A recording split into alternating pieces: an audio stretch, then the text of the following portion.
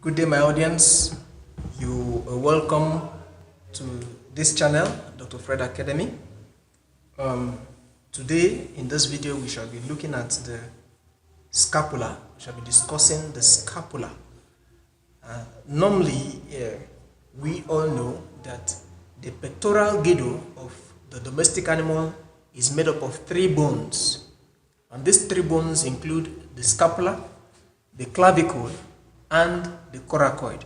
But we all know that in the course of development, the clavicle is usually lost or may exist as a stump of bone or a slender bone and present in the muscle called the brachiocephalicus muscle, okay, at a region called the clavicular intersection, okay.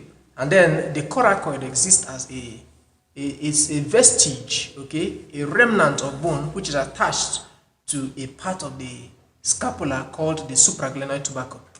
And then the most and the fully developed bone amongst these 3 is the scapula, which is what we want to discuss today. So on my table here, I have the scapular bone.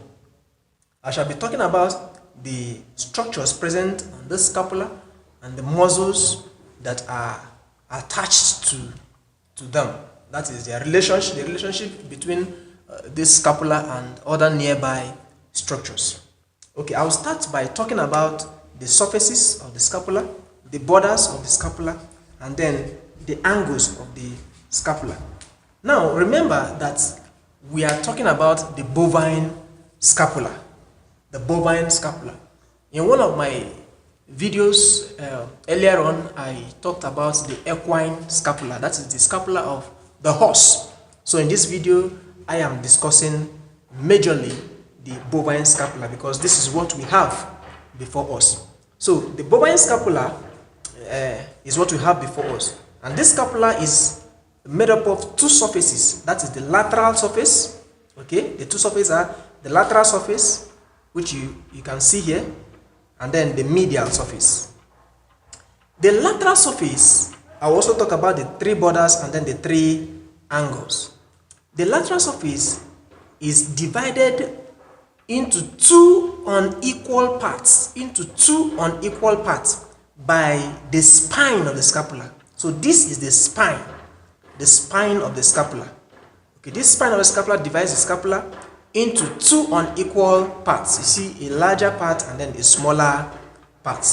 Okay, these 2 parts are this first one is called the supraspinous fossa, while the second one is called the infraspinous fossa. Okay, this is supraspinous fossa and then this is the infraspinous fossa. Back to the spine of the scapula. The spine of the scapula has a little enlargement at its middle portion, midway between its dorsal extremity and ventral extremity. There is this enlargement at this point called the tuba of spine.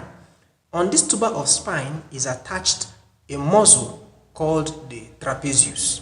Okay, so coming downwards towards the ventral aspect of the spine is another enlargement, which is called the acromion process. The acromion process. So this is the acromion process. On this process is attached a muscle called the deltoideus muscle. Okay, the deltoideus. All right. Now, looking at on this supraspinous fossa lies a muscle. Okay, in this supraspinous fossa lies a muscle called the supraspinatus, while in the infraspinous fossa lies a muscle called the infraspinatus. Okay, so here we have supraspinatus, here we have the infraspinatus muscles lying in these locations. Okay, let's look at the medial aspects. Having seen the lateral, so we'll go to the medial aspect. This is the medial aspect of the scapula. On this medial aspect, we have a depression.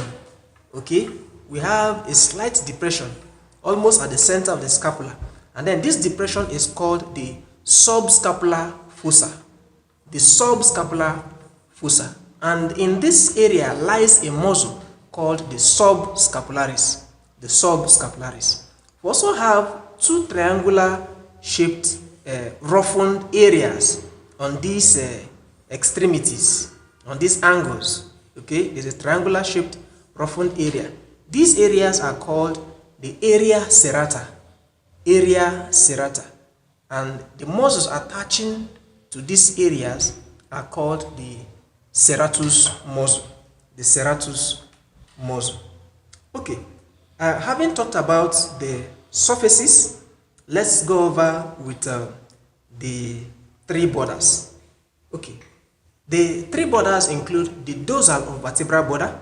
It is called the dorsal or vertebral border because it is the part that projects or that is in close up position with the vertebral column. Okay, so it is called the dorsal border or the vertebral border.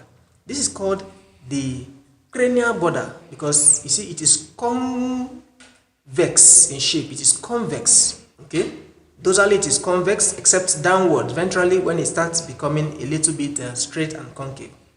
Okay, this is called the cranial border because it's the aspect that faces cranially. Okay, now this slightly concave aspect is the caudal border because it is a part that faces caudally. Okay, now these are the three angles. We said the dorsal or vertebral border, the cranial border, and then the caudal border. Let's look at the angles, the three angles. The three angles include the cranial angle. This is the cranial angle. Okay, this is the cranial angle. This is the caudal angle. Cranial angle because it is facing cranially or pointing cranially, while this is the caudal angle because it is pointing caudally. And then we have the ventral angle. This is the ventral angle or articular angle. Why is it called ventral angle? Because it is called ventral angle because it is pointing ventrally. Okay, it's pointing ventrally. It's also called articular angle because it carries the portion, it carries the articular surface, okay, called the glenoid cavity, whereby or through which or with which it articulates with the head of the humerus. So this is called the articular angle or the ventral angle. So this ventral angle carries the glenoid cavity. So in this glenoid cavity articulates with the head of the humerus, and the junction between this glenoid cavity and the humerus is on the head of the humerus is what we call the shoulder joint. Okay, looking at this cranial aspect again, okay, on this ventral angle, looking at this point is an enlargement. Okay, this enlargement is called the supraglenoid tubercle. It is on the cranial aspect of this glenoid cavity. So this is called the supraglenoid tubercle. Now remember that this is the lateral side of this bone. So on the medial side of this bone, of this supraglenoid tubercle, on the medial side, you have a stump of bone. Okay, a stump of bone. Now this stump of bone, just a small bone, this small structure attaching to the supraglenoid tubercle is called, so this stump of bone is called the coracoid process. Okay, the coracoid process. This coracoid process attaches or gives attachment to the muscle called coracobrachialis. The coracoid process gives attachment to a muscle called coracobrachialis. Okay, don't forget that this point is the neck. Okay, this is the neck of the scapula. This is the neck of the scapula. Okay. At this juncture, I am convinced that I have told you almost everything as pertains to this bone.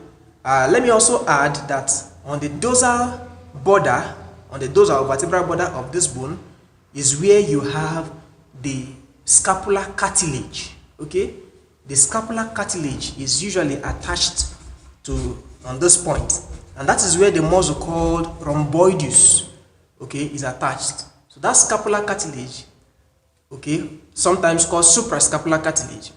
So it gives attachment to the muscle called rhomboideus, okay, at this point. Thank you very much for listening, and watching this video. I hope you were greatly blessed. Do well to subscribe to this channel, Dr. Fred Academy, if you have not done so, and don't forget to click on the notification bell icon when you have subscribed. Thank you.